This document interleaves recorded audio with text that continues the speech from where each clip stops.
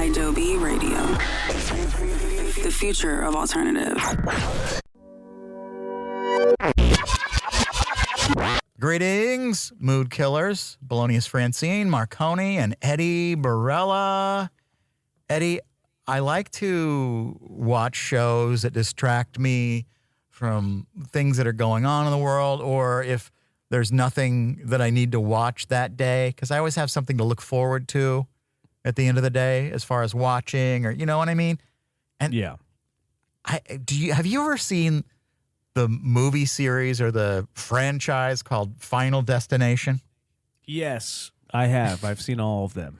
Okay, So, now, yeah. The reason I'm glad you have, because I wanted to say this. I never even gave it a second look because of, I want to say marketing, but I don't remember any marketing. I'm going to say the packaging, because the packaging looks just like it's some death metal album from the 1980s. Sure, you know? yeah. Are you talking about the new one that came out? No, I'm not talking about the brand new one. I'm talking about the entire franchise. I never looked at it because it was always like, it looked like an old Metallica album. Sure. But then when you watch the movies, it's more like, it's sort of like, it's actually comedy, I think. It's like a Rube Goldberg machine that turns deadly.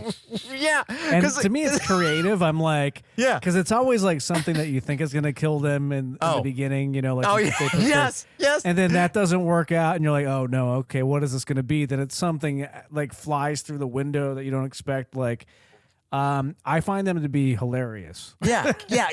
Because if they would have packaged it this way, like more like Black Mirror or something, I would have probably watched it. But there's this one, I think it's Destination 2. There's this cocky guy. He comes home with some shopping bags, and he notices a skillet full of noodles. and he tosses it out the window into the alley, you know, like you do. And then he puts the dirty skillet on the burner without washing it, and then he pours a ton of vegetable oil, and he cranks the gas flame really high. And then, while it's heating up, he tries on this new gold watch that he bought in a ring. And somehow the ring, probably because he had vegetable oil on his hand, slips off into the sink and goes down the drain. Yes. Yeah, So he's fiddle farting around in there with his hand in there in the garbage disposal. Right. And his hand gets caught, and he can't get it out. Yeah. It's trapped. And then suddenly the pan of oil bursts into flames. And he's like trying to reach over there. He's throwing water. He's, tossing stuff, nothing's working. Finally, he yanks free. Yeah. He grabs the fire extinguisher only to find out that it's empty. Sure. And then he turns and he's like, he wants to escape. And the apartment is consumed. Like the oil that he's dripped everywhere has gone onto papers, and everything's ablaze. So he's like, I got to get out of here. And he turns to the fire escape. But the windows, because of the evil, there's always that underlying evil that's happening. Whatever this is, by the way, what's causing this has changed movie to movie, but nobody cares anymore. No. But then the windows won't open because they're locked. After he threw that pan of noodles out, that was fine. But now he's locked in. So he has to grab a chair and throw it through the window, shattering the window, so he can climb out onto one of those iron fire escapes, from the 1930s or whatever they are. And the ladder is stuck. So he gets all through this. Like, you would think he's going to die because he can't get his arm out of that sink. But he gets out of that. And then you think, it's going to be one of those, he almost died. And he's, it's, one of those fool you kind of things. Sure. Well, then he drops down on the ladder jams. And so he falls down because something, shakes the ladder and he falls off into like a pile of the noodles that he threw out and the glass that he broke. It comes back to the noodles. So he's laying there and he thinks, oh, I made it. But oh my gosh, what the hell was that? And then the ladder comes free and knocks down and impales him through his eye. And it's actually. And what's funny to me is you're just now discovering this because I literally watched this probably 10 or 15 years ago in the movie theater, and the way you're describing it, like it's a flashback, and they just rebooted this franchise probably like a year ago, so a new one just came out, and I actually thought the new one recaptured a lot of the old vibe because they get pretty bad after 2. I think there's like 5 or 6 of them. In the new one, and I'm not giving anything away because it shows it in the preview on HBO Max or whatever it is. But the dad is out in the yard grilling up stuff, and like one guy is pouring drinks and a glass breaks, so he's got glass in the ice bucket or something. Yeah. Oh my God. Yeah. I always fall for it too. I'm like, oh, they're gonna drink the ice, and of course they don't. And then but then the part where the dad falls down and the lawnmower buzzes his face off. I'm like, what the hell? And it's just like all these little random happenstances of like, cluster effery. It's real weird, but it's funny. And then there's another scene where like one of the guy that's he's the real a-hole. It's always the a-holes, and he's like a tattoo artist or something, and his nose ring gets caught on something on the... Oh, yeah. Like, that was the most hilarious. It's almost like Looney Tunes, isn't it? Yes! It's like a live version of Looney Tunes. Yeah, it really is. It really is, yeah. But I highly recommend every single... I'm on 3. I did watch the current one, but that started me going, well, I've never seen any of these movies. Well, so I like that you started your critique here with 2 because I feel like 1 was a completely different vibe. It was an airplane that crashed, and it had a more kind of serious... thing going on. And the number 1 was kind of annoying too. And they do this annoying thing, and I think all the ones I've seen so far, where it's somebody sees something happen and they lose it, and then everybody's mad at that person after everyone dies. Yeah. Like, why would you be mad at somebody like the people that got on the plane in that first one, and they got mad at the kid because he threw a fit and got him kicked off the plane. They were all mad at him, and even after the plane blew up, they were mad at him. Right. Like, why? You would be like, you saved our lives. Like, I know. But no. But I don't know. It's Final Destination. All of the movies so far are good. I like them. So well, I like that you're enjoying horror cinema. It's now officially fall. So yeah, that's right.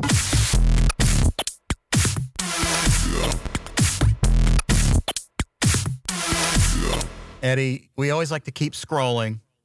We're never going to stop scrolling. It's for sure. Never going to stop stopping.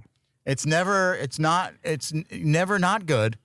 Right. Whatever I'm supposed to say. Now, okay, this guy. It's just okay. Yeah, sometimes it is just okay. Sometimes I'm like fascinated by it, and I get into a deep scroll and a rabbit hole, and I like turn around and I'm like, wait, it's way past my bedtime. Daddy needs to go night-night. But then sometimes it's really good. And here's a guy who plays trumpet, and he's playing all of the football themes. See if you can. Oh yes. See if you can recognize this one. Okay, do you recognize that one? That's number 1. Yes, you're talking about like every network has their own NFL theme, which a lot of people didn't realize. I was looking in the comments because I saw this. People are like, "Oh, wait, there's like 5 different songs. I know all of them." But the first one you played, I think, is that NBC? No, it's Fox. No, Fox. That one's Fox. And I don't get because I get them so confused because I don't really watch NFL anymore, but I mean we all know these. And that's okay. That's the first one. That's Fox. And number 2 is I can't. That's number 2. Do you recognize that one? CBS. Yes, CBS. Okay. And this one.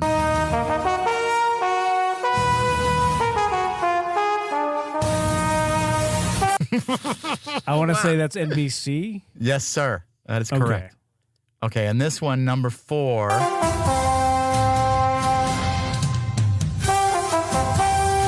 I mean, that technically is ABC's original Monday Night Football theme, but it's ESPN now. Yeah, ESPN took it. Okay.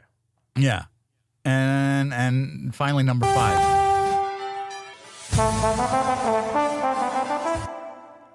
you recognize that one?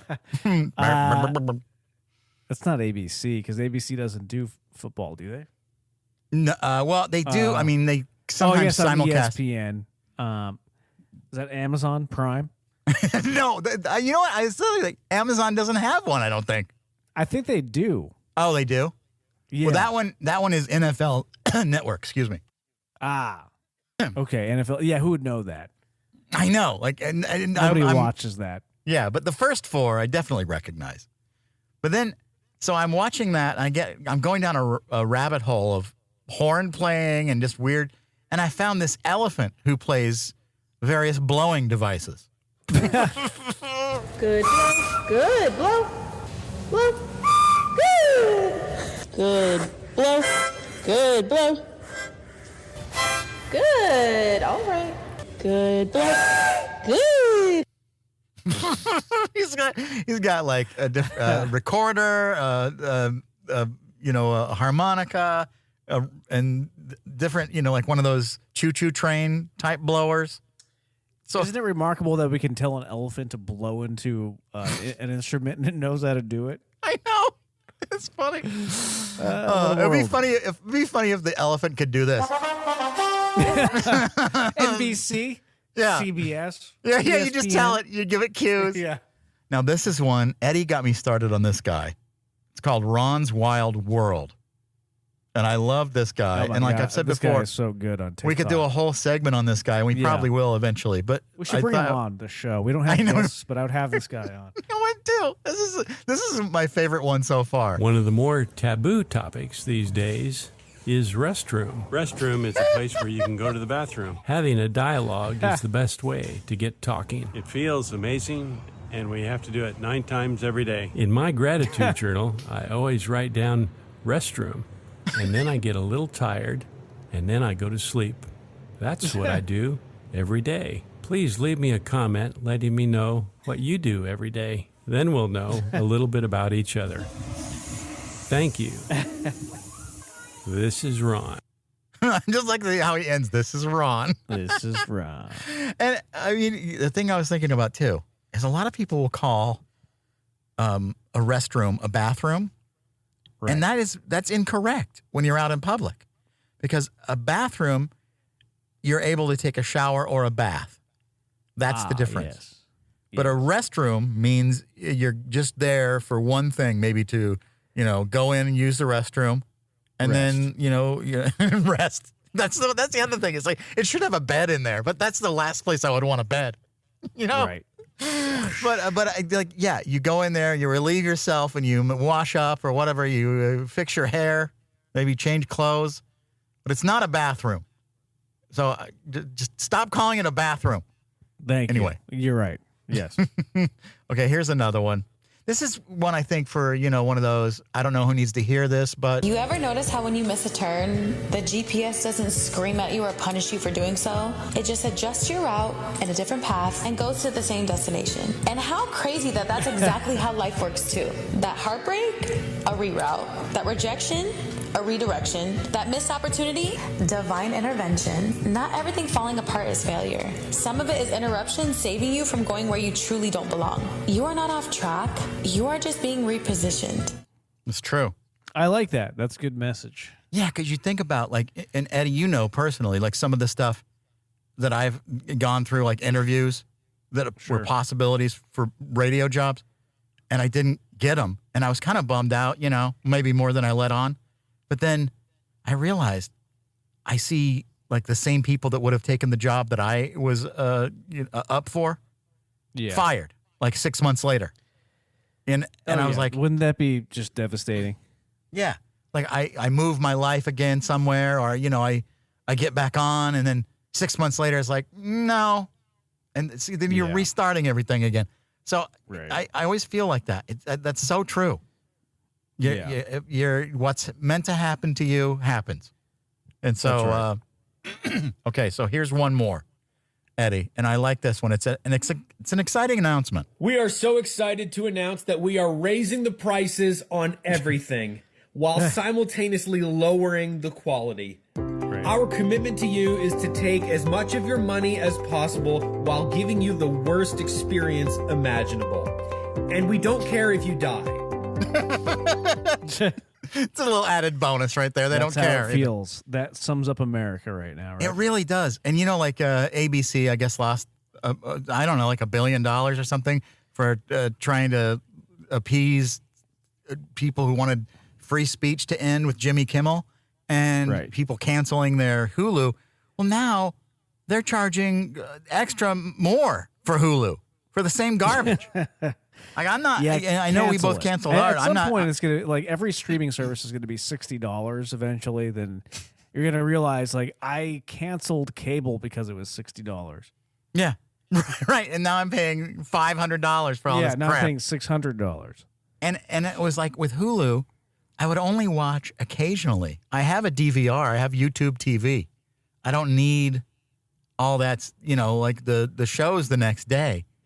And so I wasn't watching Jimmy Kimmel on Hulu, but I canceled it in solidarity because I don't watch it anyway. Right. But I'm not paying $12.99 or whatever they've up because it's $12.99. But then if you want no commercials, then that's like $15.99. And then no thanks. if you want to add something else, it's like another $10. And then before you know it, it's like $80. And something I never watch every month. That's a grocery, Right. So no thanks, Hulu. I'm not, and I'm glad that Jimmy Kimmel's back, of course, but I don't need Hulu. That was one thing out of the whole thing I discovered. I don't need that. No. So they screwed a lot of people over by kowtowing to authoritarianism, and I'm not going to reward that. I won't forget. I'm glad Jimmy's back where he should be, but he should have never been off.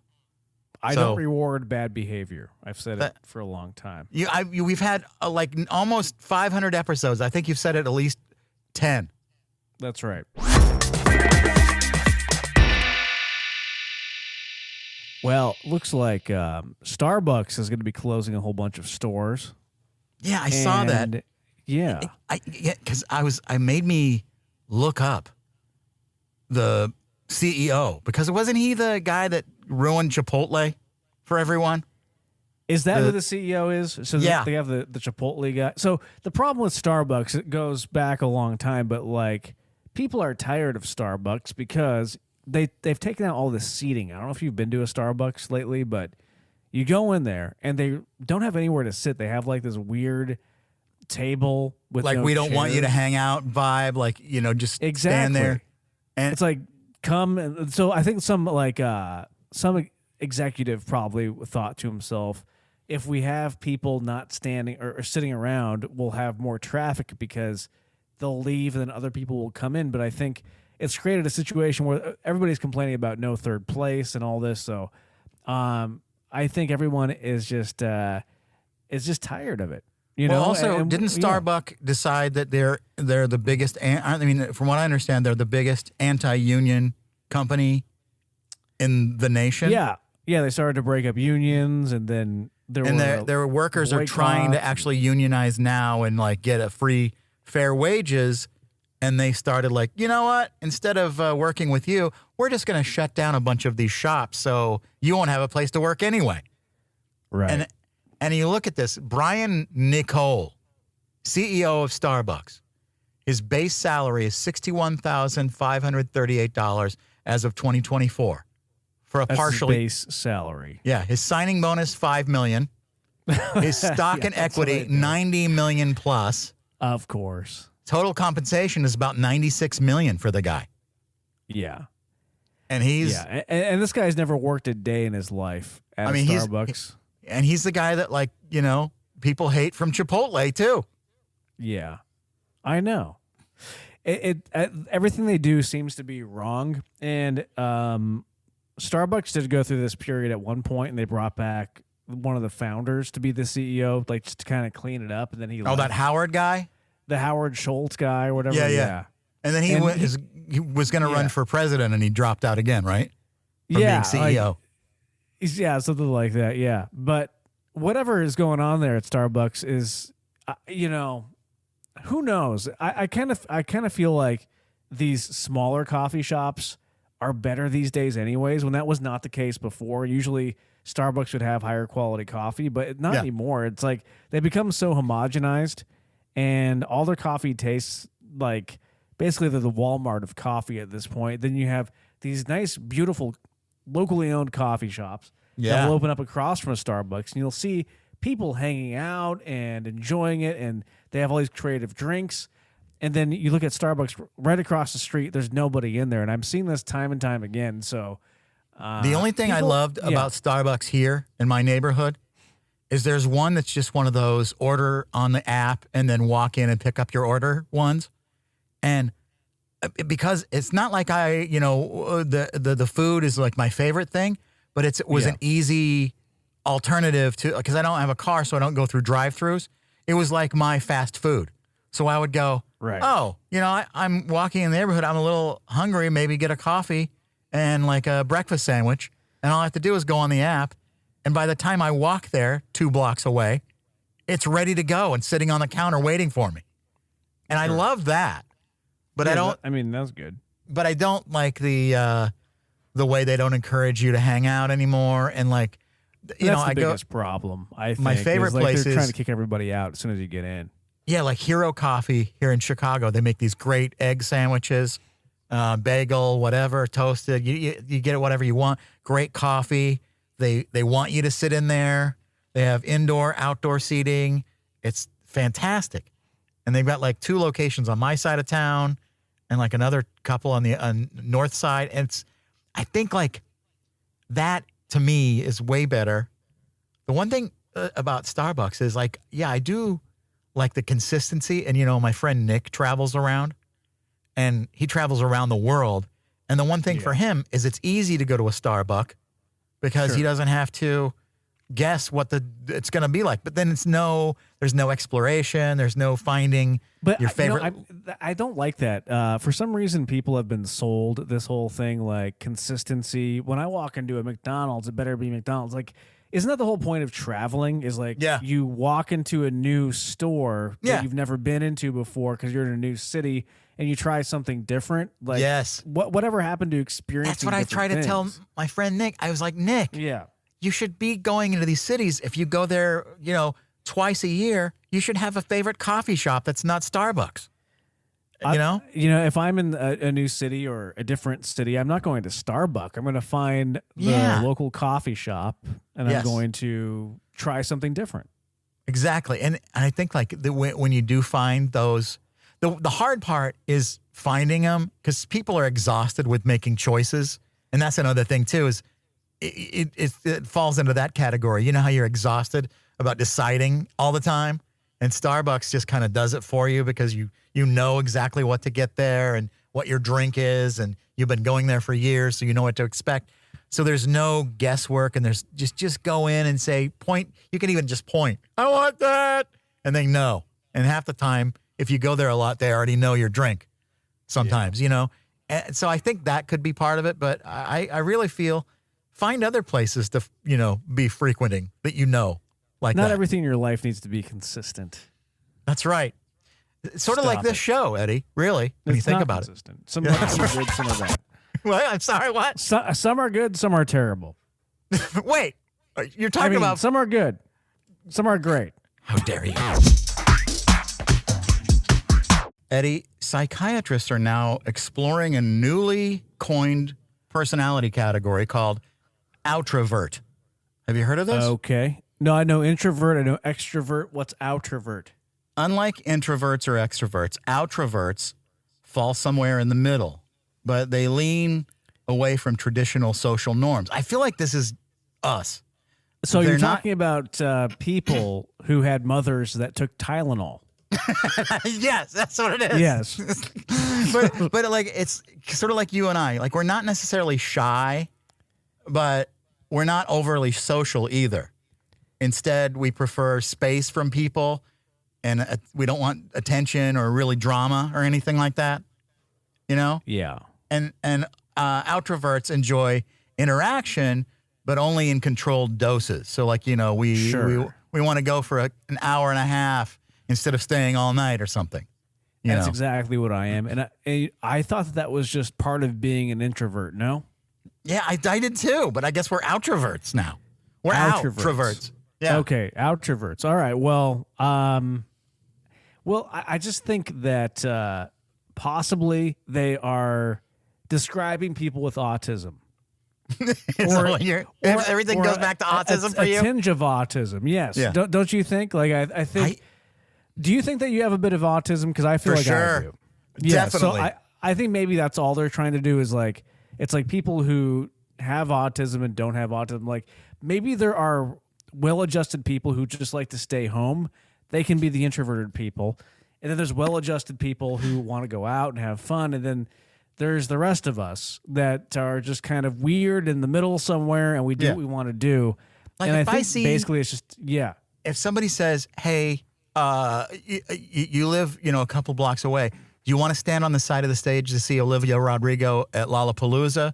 And you can leave right afterwards? Yes, I want to do that. Sure, yeah, because it's controlled. I like that, controlled. Yeah. And that's how I feel about any kind of social interaction, especially with concerts and everything. I don't think that I would have enjoyed music as much as I do if I were not introduced into the world of concerts and stuff with the VIP experience working in radio, because you're on the side stage, you're ushered around, you're treated differently. You can leave when you want, you can come back when you want, and you're right.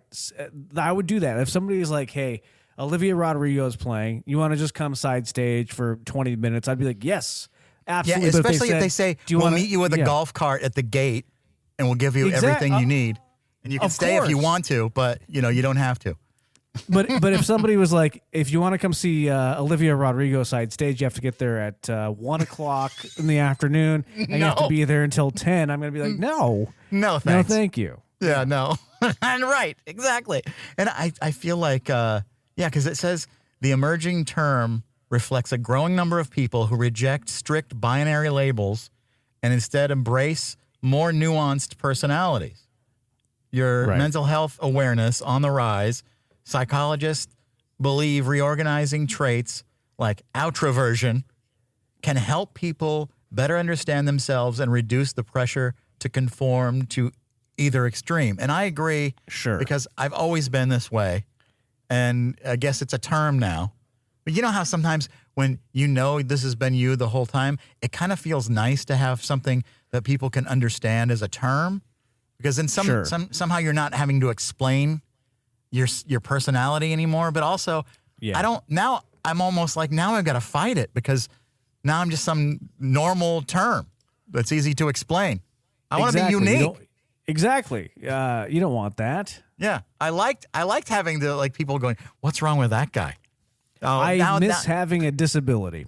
Yeah, now they're just going to say, oh, he's outroverted. Oh, that makes sense. No, I'm supposed to be special. You guys are supposed to treat me with kid gloves. Yeah, that's right. I want to be like a little princess. Don't upset me. Mood killer celebrity news. Yes. Here we go.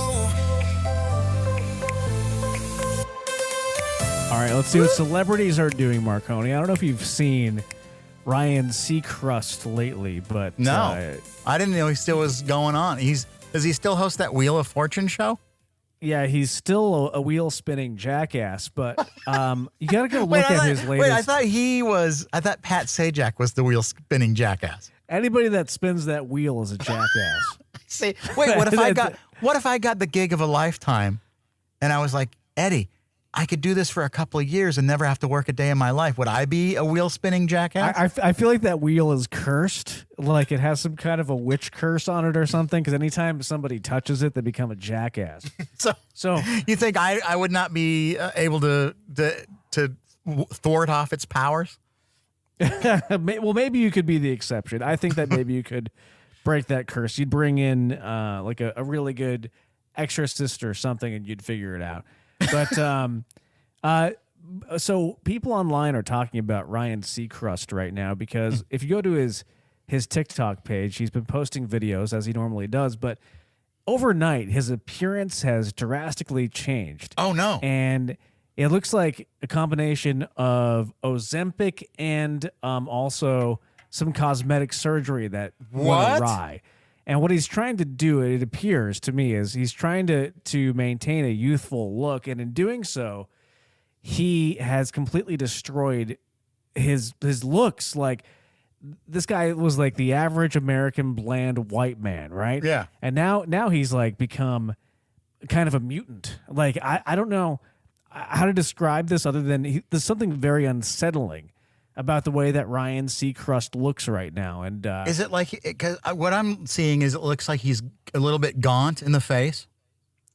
yeah, and his eyeballs are buggy and huge. And if you look at like before and after photos of this guy, something clearly is going on. Like and it's not a health related issue, I don't believe. I think that he got all this Wheel of Fortune money. This is my opinion. And now he's trying to stay relevant by injecting himself with any sort of needle that comes his way cosmetically. He's an addict. You're saying. Yeah. Oh, because I'm looking at him now on his TikTok page at Ryan Seacrest. Seacrest, Yeah. sorry. And he doesn't look much different to me. But I do notice like under his neck looks different maybe. Is that what you're talking? And then his face looks His eyeballs are huge. like his his face is a bit gaunt. Yeah, like he's lost weight in his face. And like there's just something weird. There's a video of him speaking at like an iHeartRadio awards show. Okay, or something. maybe now I'm seeing it. I'll give him the benefit of the doubt. Maybe he got sick or something. I don't know, but he doesn't. I He hope doesn't that's look not well. it, but, he you know, just yeah. doesn't look good, and that's Yeah, now I'm seeing it. Now I'm seeing what you're saying because before Right. it was less close up, and now it's like there's one video of him, back and forth, him talking to someone, and you can really see his face, and it looks weird. There's like a video too of him on a red carpet, and that one kind of set off the alarms with the internet. And if you look at the comments, people are like, "What the hell's Okay. going on with this guy?" Now I got to just do a search of Ryan Seacrest, don't I? And I believe that might even been posted on his official page. He's not hiding the fact that he looks like this. Okay, so it's like an iHeartRadio festival thing in Las Vegas, right? It's an iHeartRadio festival thing, and Ryan Seacrest, he's on the red carpet, and people are His eyes asking do him- look weird. You think he maybe is high or something? I think that he had some cosmetic surgery or Ozempic or something, and he looks frail and kind of like way older than he should. And this is what happens a lot of times with the Ozempic is they'll take it, and then it ages a lot of people in weird ways. And maybe that's what's happening. But I don't think he needed the Ozempic to begin with, so maybe that's not it. I don't know. Do you think maybe like some of these celebrities, even the ones that are skinny, take Ozempic because then they're like, well, now I can just eat what I want, and it doesn't matter. You know what I mean? They're free from that strict diet that they've been on for the last 20 years. Right. So but either way, like he does look gaunt, and his eyes in this particular video do look weird. Like there's something isn't going that on. Crazy. Yeah, I so know. I mean, like you said, I hope he's physically okay. Like there's not something he's not telling us or whatever. Yeah, I mean, I hope he's okay, and I wish him well. I'm just saying he's. Everybody on the internet is worried about Ryan Seacrest's looks right now, and maybe And it quite was a frankly, publicity stunt. I'm a little upset that people are so concerned about Ryan Seacrest. And they now it's like he's giving them something to give him more attention. I don't like that. Maybe it was all for attention because nobody's paying attention to him lately. That's right. They're like, oh yeah, he forever they were talking about him being a wheel spinning jackass, getting that new Wheel of Fortune. Now I don't hear anything about his radio, his wheel spinning, how many jobs. Remember, we would always talk about how many jobs he had every second.